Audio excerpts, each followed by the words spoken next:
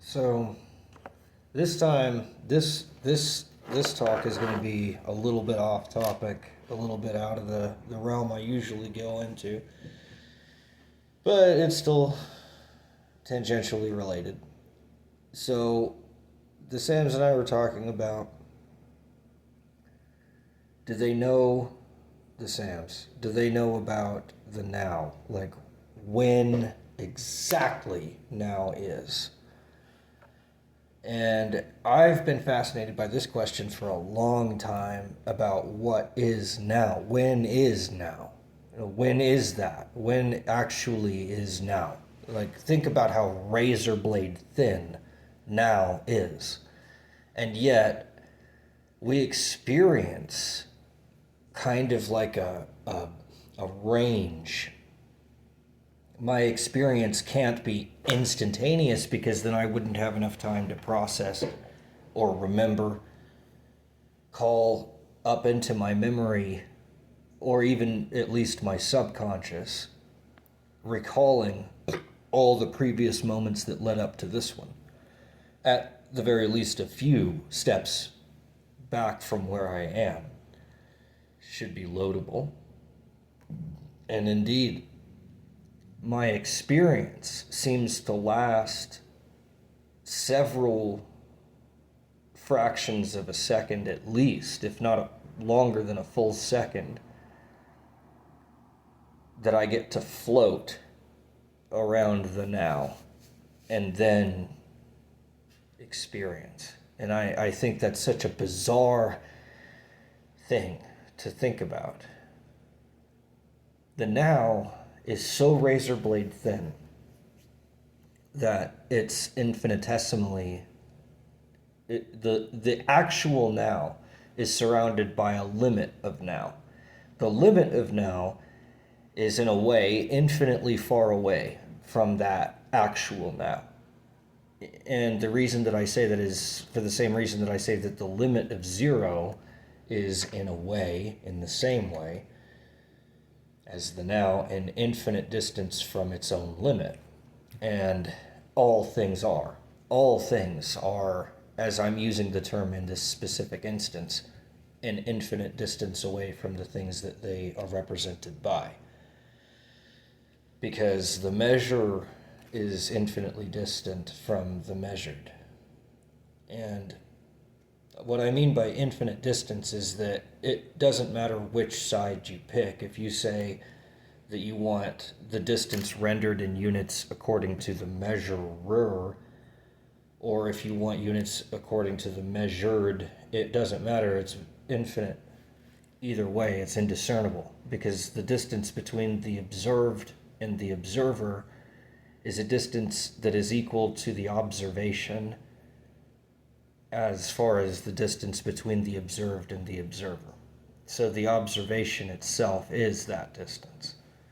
And then how do you observe that? Well, I mean, you can observe your own observation, but you can't observe the observed in and of itself without creating an observation. If I observe the observed, then I create an observation, which creates a distance between me, the observer, and the observed. And now there's an infinite distance, regardless of the measurement, that the unit of measure, be it of measurer or measured, it's still infinite because there's no way that you can turn the observed directly into something tangible for the observer. There's always got to be this medium in between the two. So they're infinitely far away from each other because that limit is derived from I, the absolute indiscernibility of nothing, or the indiscernibility between nothing and being, the edge of nothing, the edge of being. That is indiscernible, and it's also an absolute unto itself. It's not a derivative of nothing and being. It's its own absolute in and of itself. It is absolute. Indiscernibility is. And indiscernibility is the root of everything in the field of relativity. be it logic, logical validity, integration, analysis, anything that renders something in a mentally conceptual form that would be derived from the absolute of indiscernibility. And I know that that sounds odd because you're using discernibility in order to discern all that stuff that you have in your head. You're discerning. So why would that be indiscernible? Because indiscernibility as an absolute is globally static, meaning you have a globally static mind. It's the same mind now as it was when you were born. And it has a continuous, what Locke called stream of consciousness. That's the thing that the stream of consciousness belongs to is your mind, which is a derivative of I, indiscernibility. There's a global, whatever you want to call it, mind that you have individually across your life. It's always the same mind, and also an absolute mind of creation itself has its own mind.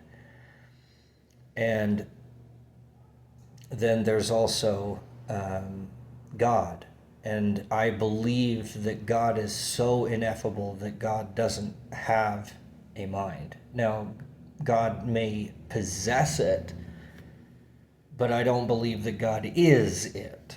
In the same way that I am, at least in part, my mind. My mind is a part of me, but not in the way that God possesses from on high that mind of I, the field of relativity, which is perfect logic. I think, although I'm not sure, not certain, that God doesn't actually have a mind in the way that we think of minds, not even in an absolute sense. And I believe that if we did find an absolute mind, that it would be the mind of creation, or even the devil, but not God.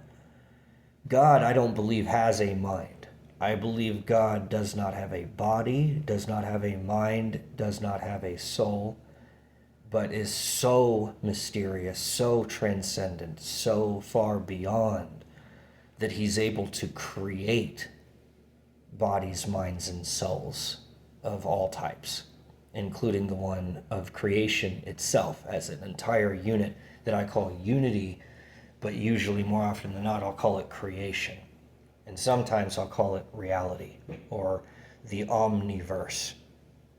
Well, the omniverse is actually reality, creation, and God as one whole unit. If you were to take the frame of reference in which both the timeless, spaceless, sinless God, creator, and his creation, or it doesn't have to be a him, but the creator's creation, God's creation, God and creation, both fitting inside of that worldview or reference frame, whatever you want to call it. I call that the omniverse, or the omniversal reference frame.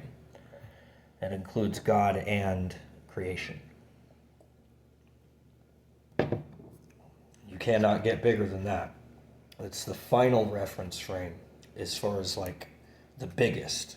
You can't get bigger than that. There is no getting bigger than that.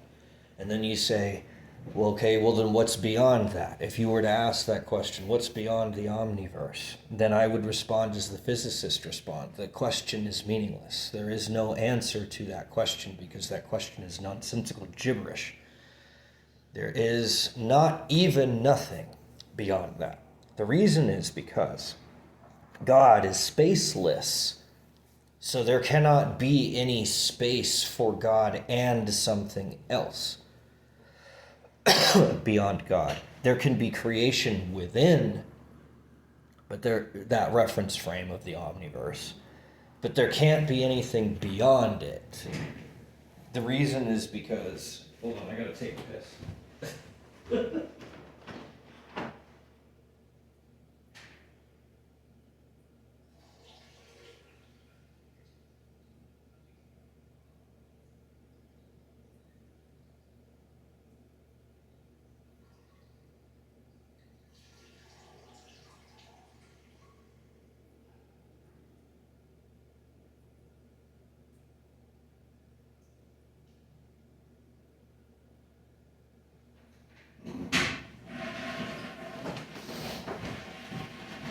So it isn't exactly proper for me to say that creation is within God, because God is spaceless. There is no space in which God, as God self, just God in God's self, without comparison to creation, but just God, has no space within which creation to fit. So when I talk about God, it's very difficult to visualize because God does not have a space or a time. Timelessness is the environment of God. Spacelessness is the environment of God. Sinlessness. And so trying to visualize what that actually is impossible. There is no way to envision that. It is entirely, wholly, 100%, 100%, not 99.99999, 100% beyond our ability to know. Now, we can believe, but we can't know. God, as individuals, not here, not there, not anywhere. To know God is to be God. You cannot know God. It is not possible to know God. Now, at the risk of causing a global dark age instead of a global golden age like I've always wanted, I have to stress the fact is God is unknowable. You cannot know God. No one knows God. I don't even know if it's possible for God to know God. God is so far beyond creation and anything that we can possibly imagine or conceive that God is the inconceivable. Beyond nothing, beyond everything, beyond indiscernibility, beyond all three absolutes, beyond causal dynamism, beyond time and beyond space and beyond sin. There is no definition that we could ever create. All we can say is what God is not, but we cannot say what God is. And the moment that you ever hear anyone say that they know who or what God is or what God's will is, they have gone insane. They're not evil, they're just crazy, and they need help and understanding and patience. But that is a psychotic delusion. You cannot know God. God is the creator, not part of creation. There is no part of the creator in creation. Everything in creation is of creation. Now, there is a sort of a limit in between creation and creator, right? The created, the creation, and the creator, just like the observer, the observation, and the observed. Same thing. And it's still the same three. So I'm still projecting the theory beyond where it ever should go. So we know that this will also be false. But if you were to take the theory that I have and project it, I guess, backwards, beyond unity, and try to find God with it, the only thing it would say about God is that because God is the creator, the only thing that we can ever learn about God is through the creation or creating act. That's the only trace of God that we'll ever find in the finished product creation or the created. Since we are created, we can only know our creator through creation. So if we engage in creative acts, I believe God is found in there. And if we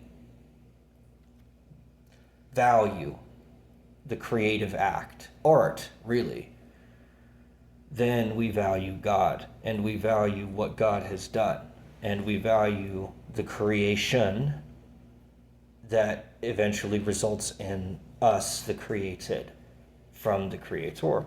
So we don't learn directly about God, but we do get an idea of at least part of God's will, or at least God's will in regards to us, possibly. We get some trace information, but it's the only trace that there is, and it's only a trace, and there's no hard evidence about the direct understanding of God. There's no way to access a direct understanding of God. Part of the code language is about that the aliens use, the SAMs.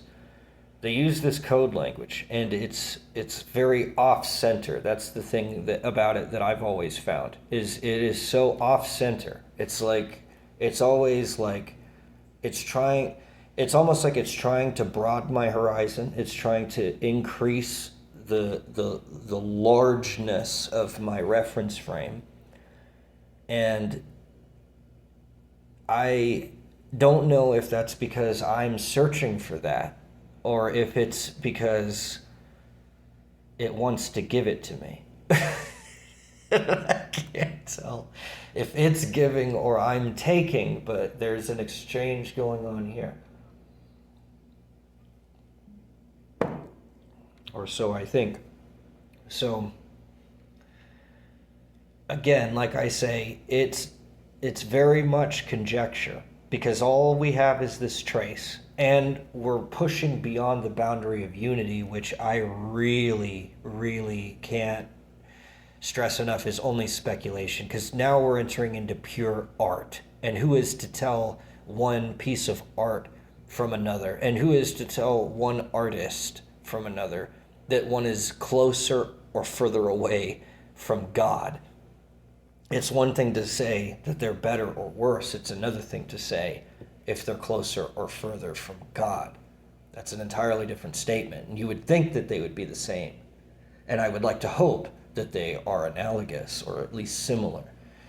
But we don't know that. It could be an inverse relation. We don't know. It could be entirely unrelated. It could be independent. And then we're just allowed to do whatever the fuck we want to do, which is probably the case, honestly. Because if you really look at Christianity and what Christianity teaches and what Jesus teaches, is his own disciples. He said to love each other like he loved his disciples. And what did his disciples do? They betrayed him. John lied and betrayed Jesus. I don't know this man. I don't know this man. I don't know this man. But Jesus also had prophesied that John would deny him 3 times. And so he did. So, is that Jesus causing John to deny him 3 times by saying, John, you're going to deny me 3 times? Or is it a commandment, or is it an accusation? You take it up the butt. Is that a command or an accusation? You're going to deny me 3 times. Is that a command, or is it an accusation? And is it a give, or is it a take? I don't know. So it's kind of this inherent ambiguity of reality kind of a thing. We're never going to know God directly. You can't. But what you can do is you can learn about God's will in relation to creation. And that's simple. That's just, what did God do?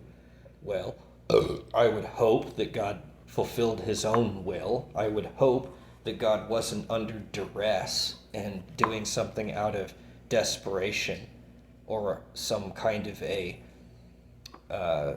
hope that by creating creation that he's going to get something else. I would hope that's not the case.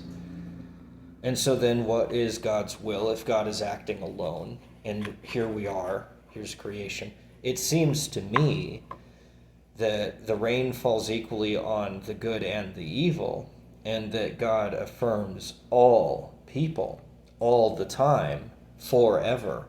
And it's the evil of people that judges themselves and each other that drives us to hell, and not God. God drives us to heaven. But if we reject God, then we drive ourselves and each other to hell. And I really think that that must be it. I don't know if I believe that fully, but I think that that's the case. Now, does that mean that God's will is to believe all things? And what does the Bible say? This is what I believe. I don't know, but I believe that God is, God's will in regards to creation is love, hope, and faith. And the greatest of these is love. And love believes in all things. It believes all things. It trusts all things. It allows all things to do what they do. But it also has, I don't want to call it a restraint or a constraint, but it has a responsibility about it. If you love someone, you don't let them get addicted to drugs, even though they like doing them, even though that's what they say they want to do. If you love someone, then you intervene and you don't allow them to be addicted to drugs. And then the love is in wanting them to be independent, to make their own choices, instead of being enslaved to making choices about the drug, such that the drug is making the choices, not the person. If you love someone, then you're going to love them over that drug, and so then you're going to say, well, I would prefer it if you made your own decisions rather than a drug making those decisions for you. And so if you look at everything that Jesus says and everything in the Bible, and I don't trust Moses, I don't trust anyone except Jesus on matters of spirituality. Everybody else gets a second glance. But Jesus, I trust. I've looked into what he says a little bit. And the little bit that I do know that he said is just resoundingly genius. I can't find anything wrong with it. And I think it's really weird that that's the case, because everybody else in the Bible is full of shit. And they all make mistakes. Romans is full of mistakes all over the fucking place that contradict what Jesus said. But yet, Jesus seems to be pretty air fucking tight. I find that very interesting. And I don't believe that somebody becomes the Messiah because of performing physical miracles. Because this isn't a physical book. It's not about physical stuff, and it doesn't give a shit about physical matter. It cares about spiritual, subjective art. And that's what Jesus is always talking about, even when he says, you know what, if you don't believe me, then destroy this temple and I'll raise it in 3 days. And they were confounded because they didn't realize that his temple was his body. There you fucking go. Right there. So it's like your spiritual book should not be used as a mathematical object or as a scientific instrument. It is a spiritual book, and its realm is in the subjective only. It has no bearing on anything in relativity or objectivity.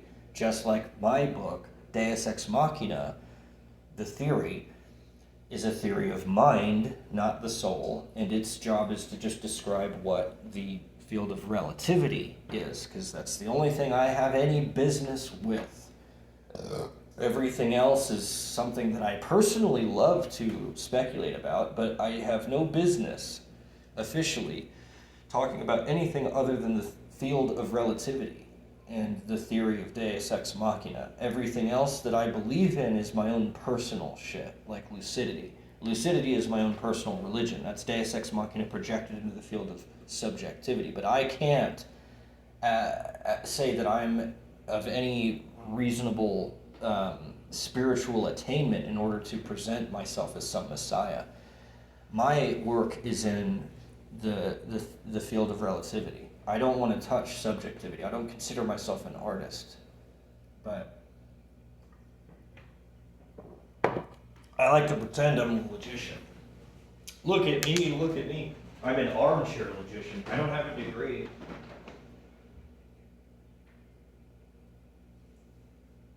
There certainly isn't anybody on earth that can say anything good about what I do.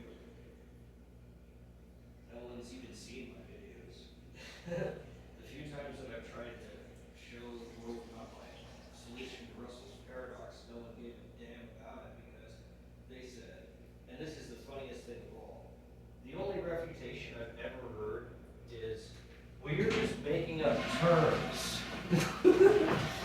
You're just making up terms and you're making up your own shit. And it's like, well, yeah, that's, what you're supposed to do. You're not supposed to just sit there and passively accept everything that someone else tells you and then memorize it and then regurgitate it at command. You're supposed to know it to the point where you could teach it, where you could say, I can show you what this thing is actually pointing at, not just the finger pointing, but the thing that it's pointing at. I know what the hell it is, grokking it. Well, unfortunately, the world is not very interested in what I have to say, as far as I can tell.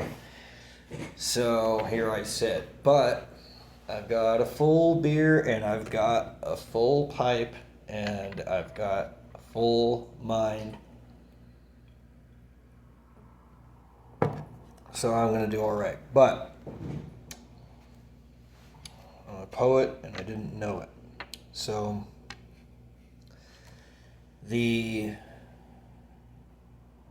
theory that I have, Deus Ex Machina theory, and I am definitely going to name it Deus Ex Machina theory, is not a theory of everything, it is a theory of mind only. Lucidity is my own personal religion, which is the same theory, except it's projected into subjectivity instead of relativity.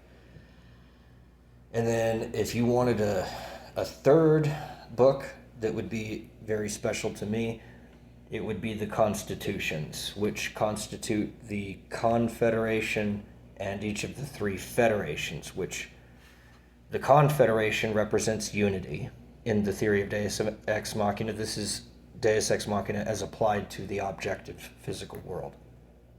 In terms of human civilization, socially, culturally, economically, and politically. So our culture, our economics, and our politics on this planet don't follow anywhere on this planet any system of logic. It has no justification at all. It says things like, we find it self-evident, which I find laughable, because if you look at the Declaration of Independence, right, I cite this all the time. It's one of my favorite examples, because it's an example of error and arrogance.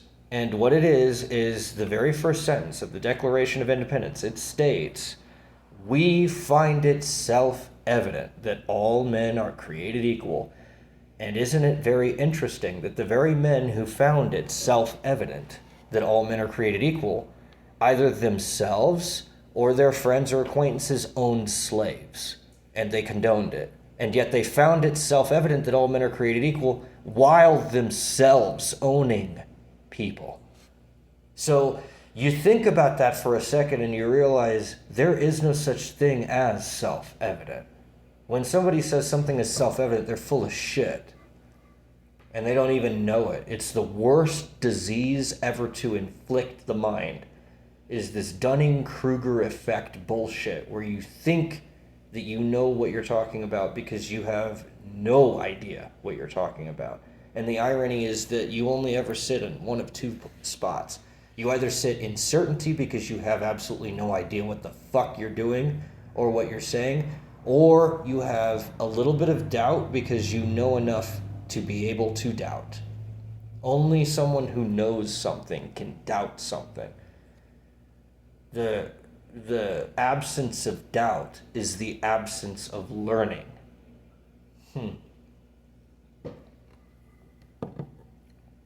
You cannot learn unless you doubt. So, thankfully, we're all doubters because we're all sinners because we're all doubters, kind of a thing. And that's because each of us is finite. So we're only ever given a slice of the pie. Even if I was born with the totality of all human knowledge, I would still be bereft of 99.99999% of all the actual information that I could know that exists in this universe, let alone in the multiverse, let alone in the omniverse. And the omniverse, by the time that you get to, this is another irony that shows you something about what God's will is and our stake in this place. When we begin as individuals, we begin as submodal paradigms where we take as asserted our experience as being the sense data that we experience and our perceptual image of that sense data as being gospel, unquestionable, absolutely perfect, absolutely all the time. That kind of a view I call submodal. It's not universal. I don't like that term for that usage, because universal makes it sound like everybody is like that and that it's okay and that it's part of the fundamental fabric of existence. And it just isn't. It's submodal for a reason. It's part of the answer, but it's not the full answer. Our own senses and perceptions and intuitions. We have sensations from our bodies, perceptions from our minds, and intuitions from our souls. And we do have souls.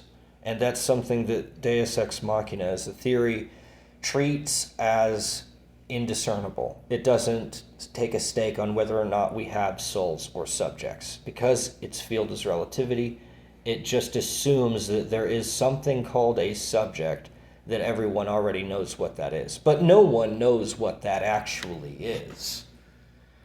And so it's not a lie, but it's very misleading.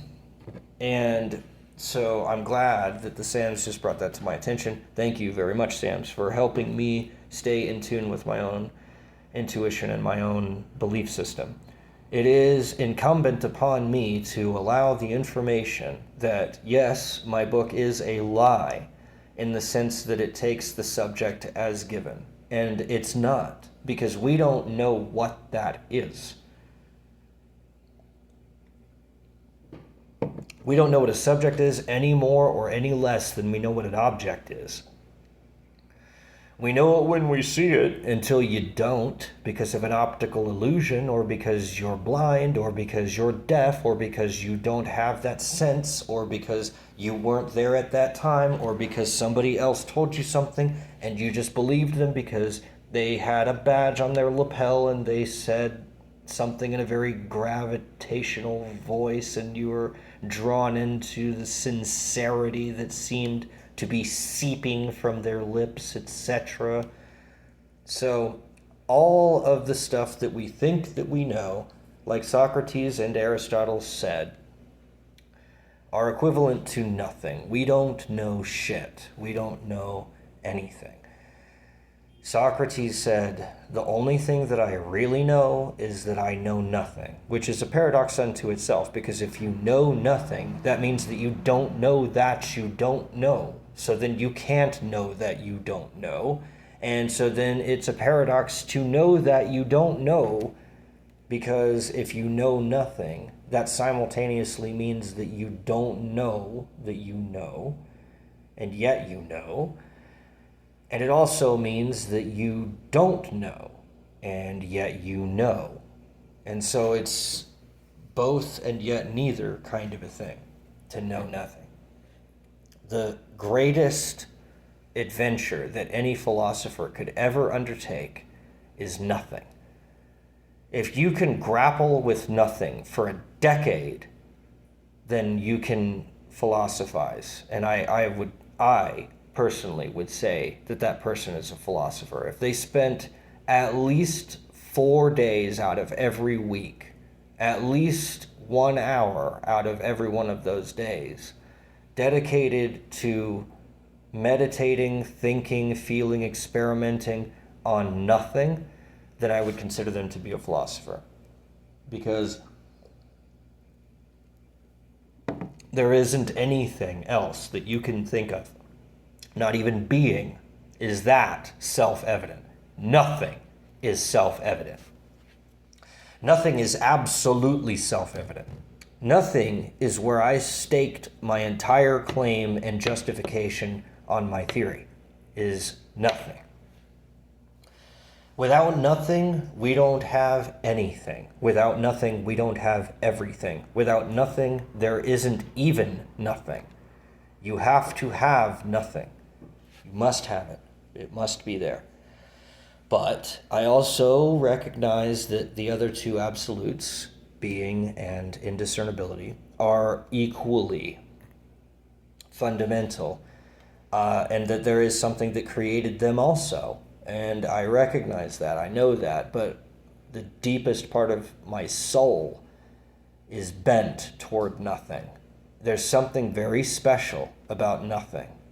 It's got its own flavor. I don't know how to describe it.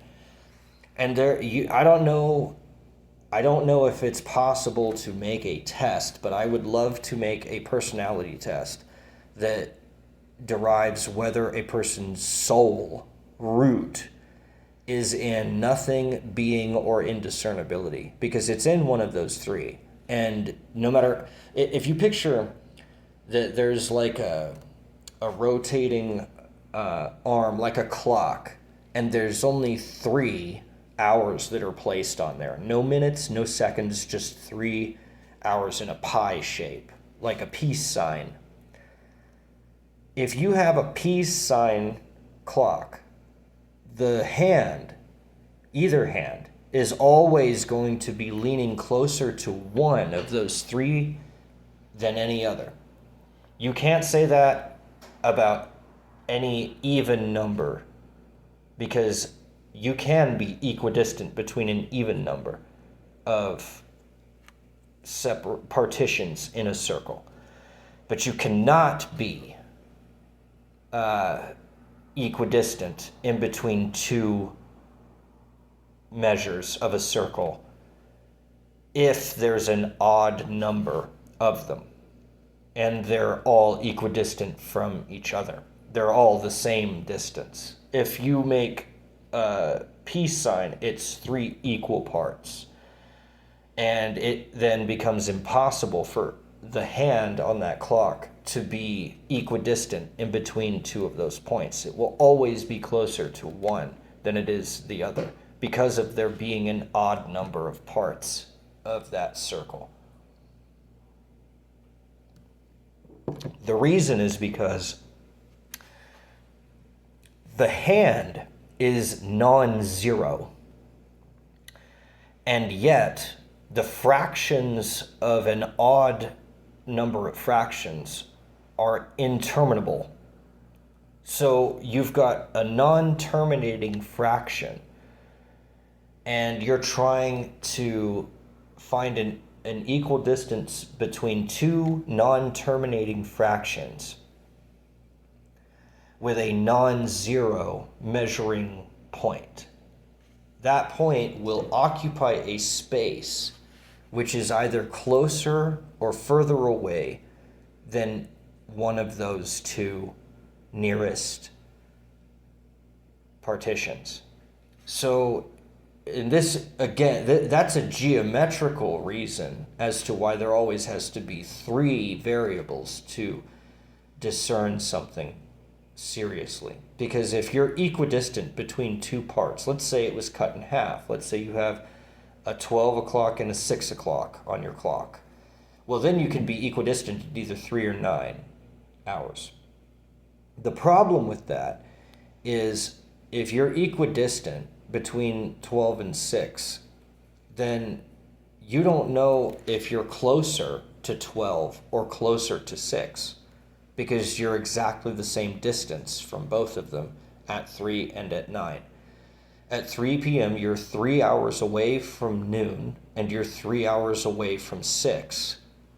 And at 9, you're 3 hours away from midnight and 3 hours away from 6. So it's impossible to determine which you're closer to. Is it closer to midnight or closer to 6 p.m.? It's impossible to tell.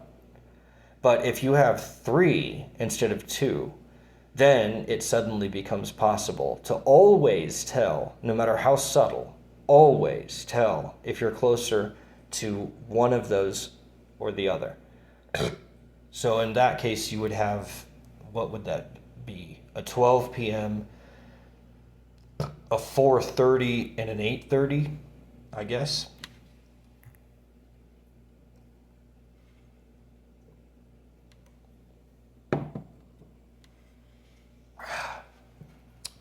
But it wouldn't be exactly 4:30, and it wouldn't be exactly 8:30.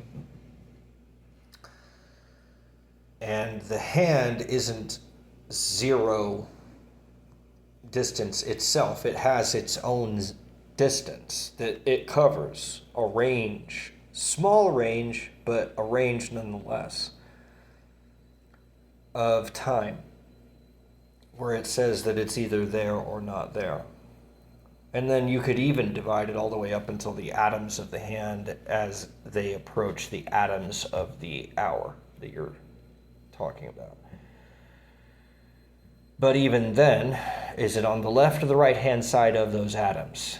And that's how you can tell which one's closer. So it can never be the case that you're equidistant between two arms on an odd number. I believe it's an odd number. I know it's 3, at least, partitions on a circle. If you have 3 or more, I think 3, at least, but not more than 3. I don't know about that.